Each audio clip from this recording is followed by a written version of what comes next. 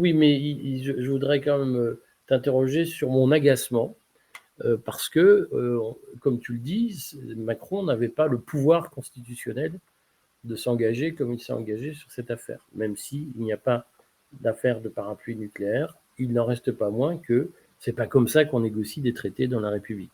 On Il est a bien d'accord. déjà fait le coup avec l'Ukraine. Moi, ce que je ne comprends pas, c'est que je voudrais qu'on fasse un mea culpa collectif, c'est-à-dire qu'on se fait entuber chaque fois de la même façon. Et personne ne bouge, y compris dans ta famille politique, qui théoriquement devrait se réclamer de l'héritage gaulliste. Comment on explique cette nullité de l'opposition à Macron? Alors, elle est très simple.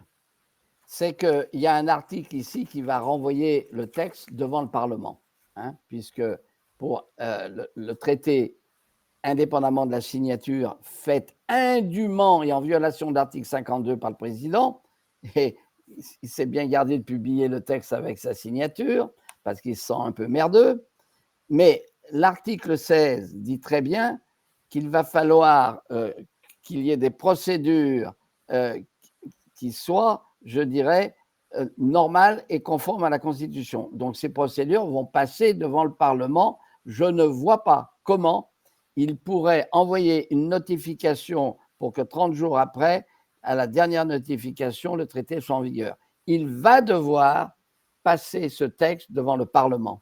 Et là, je pense qu'il va y avoir quelques explications.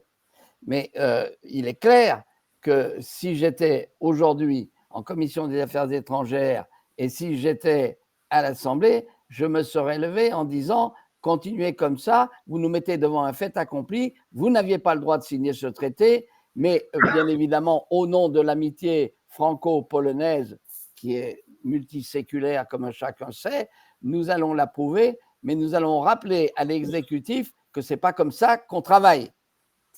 Voilà. Alors, le texte est pas mal rédigé. Donc, je pense qu'il a dû être vu, bien évidemment, par la direction des affaires juridiques du Quai d'Orsay, à laquelle j'ai eu l'honneur d'appartenir. Bon, il y a parfois quelques petites maladresses, et notamment une qui vient de l'anglais. Les partis s'engagent à œuvrer au sein de l'Union européenne. S'engagent à œuvrer. Non, ça c'est châle, c'est de l'anglais, c'est du mauvais anglais. Il faut dire les partis œuvrent au sein de l'Union européenne pour le respect des valeurs consacrées par le traité sur l'Union européenne. Mais tout ça est dit. Ils le répètent, ils le rabâchent. Et plus vous rabâchez un certain nombre de stipulations, plus vous les allez les affadir. C'est aussi simple que ça.